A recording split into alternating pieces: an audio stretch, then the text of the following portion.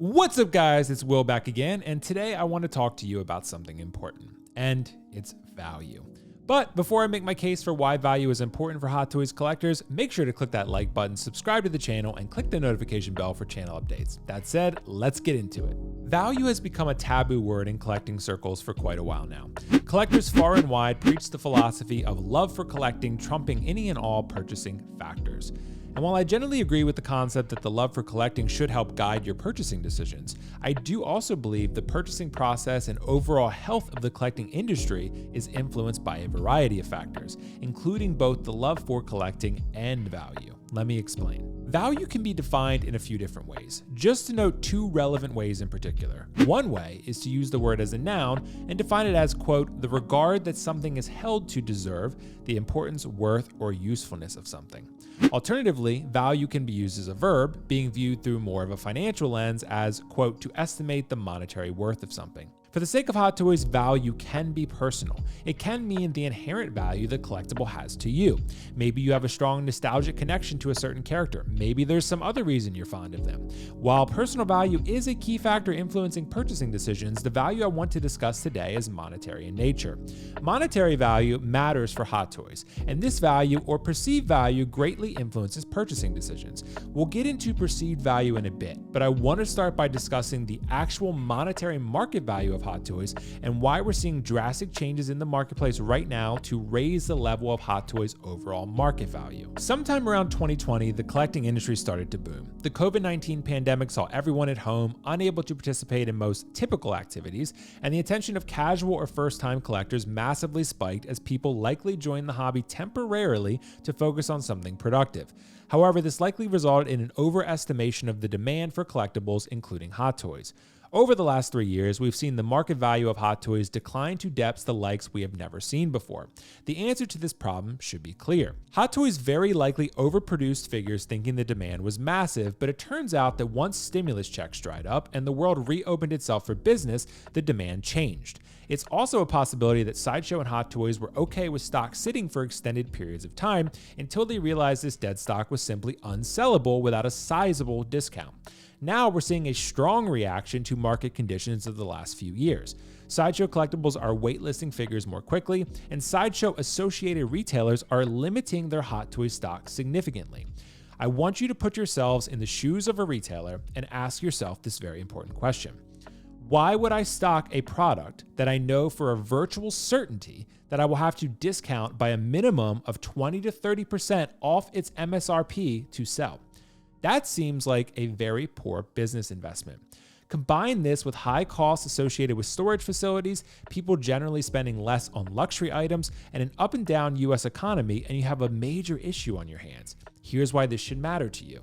If Hot Toys are not deemed as valuable luxury items, they will eventually cease to exist. These are not Funko Pops, and they are not as cheap to produce as Funko Pops. These are deemed high-end collectibles with the ultimate sense of realism achievable in 1/6 scale in mind. Does that sound like a cheap toy to you? Perception plays a significant role in purchasing decisions, and when people perceive Hot Toys to be overly plentiful, cheap commodities, the value of the overall product and brand itself is diminished. When this happens, collectors will simply place their priorities elsewhere until the Hot Toy they want is cheap enough to purchase. This shows a lack of commitment to Hot Toys and communicates a disinterest to all associated partners, resulting in lower pre-order numbers and generally lower profit. A sentiment that I've seen quite frequently expressed in the Hot Toys community generally revolves around the idea that those who care about value are collecting Hot Toys for the wrong reasons. This commonly expressed sentiment is part of the reason I decided to make this video, because it indicates a fundamental misunderstanding of what value is and why it is so important for luxury items. Luxury items are by their nature non-essential, meaning that most responsible individuals will prioritize more essential purchasing when difficult circumstances mandate they do so. Circumstances like an economy in recession akin to the last few years.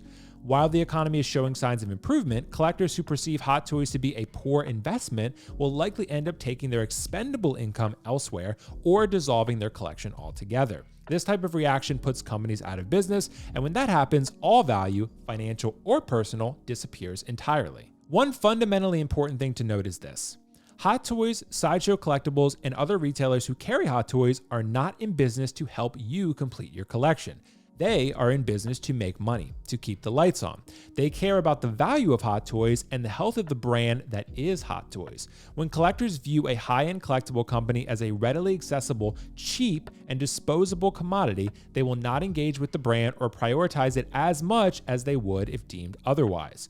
If the items were considered more special, more unique, rarer even, and possibly even higher quality, now you have the attention of not just prior Hot Toys collectors, but also new collectors seeking to make a luxury purchase. You also likely have their financial prioritization if the item has enough buzz surrounding it. Perceived value can vary. Some collectors will perceive the value of a figure to be higher because they like a specific character more, like Loki for me. However, what do collectors currently perceive the value of Hot Toys to be when they're selling for massive discounts from both retailers and fellow collectors alike? When an essentially brand new figure mandates a 30 to 50% price reduction, what do collectors perceive the value of their luxury item to be? When a luxury item that cannot be used for any practical purpose loses 30% of its value the second you make your retail purchase, it has far-reaching consequences that impacts everyone involved. Hot Toys cannot produce these figures for cheaper and maintain quality. Sideshow cannot reduce the price of these figures and maximize profitability and the health of their company. However, current market circumstances demand they do so at their expense because collectors do not feel their money is well spent paying full price for a luxury item that is readily available for months, sometimes years. Collectors have already chosen to devalue Hot Toys, and it has far-reaching implications. Now we are seeing combatants to this in the form of exclusives, time pre-orders, and the like. Expect to see trends continue like this as Hot Toys and Sideshow Collectibles attempt to limit production in the hopes of creating stronger demand, increased valuation of Hot Toys themselves, increased engagement on social media pages for important updates, and of course, financial profitability. I also want to address the common conflation, misguidedly so, that a collector who recognizes the importance of the financial value of Hot Toys is a collector who has nefarious intent and seeks to profit at the expense of others. Hot Toys has released about 50 figures this year alone at the time of me recording this video, and we are not even in August yet. By year's end, it's probable that Hot Toys will produce 80 to 100 figures ready for distribution worldwide. By the time this happens, collectors will be forced to prioritize value as they make decisions that are considerate of their unique financial and spatial circumstances. Let's run a brief example. Let's say that you're a serious Hot Toy collector who ideally sees themselves collecting around 50 figures, which poll results show is the majority of collectors who watch my channel. Let's also say you already own 20 figures as you are not a brand new collector. That means that your collection can withstand the addition of 30 figures. If you're buying 10 Hot Toys per year, in 3 years, your space will be entirely gone. What do? What happens when a newer, better version of the character you currently possess a Hot Toy of comes out and puts yours to shame? What happens when everyone is getting that figure in and sharing photos and videos and you feel left out? When you go to sell figures to make room or to acquire funds for any reason, will you care about the value of the figure then? Remember, this is not a practically useful or even an essential item like a phone or a car that degrades from use. This is a collectible luxury item that provides emotional joy that you purchase because you in theory love the collectible. This is a reality that all collectors will face as spatial and budget limitations, changing priorities and interests, changes in technology and marketplace demands, and other factors play a role in what we collect. Those who say they plan to never sell, please consider the very real possibility of your circumstances at some point changing, which is probable depending upon your age. So where do we go from here?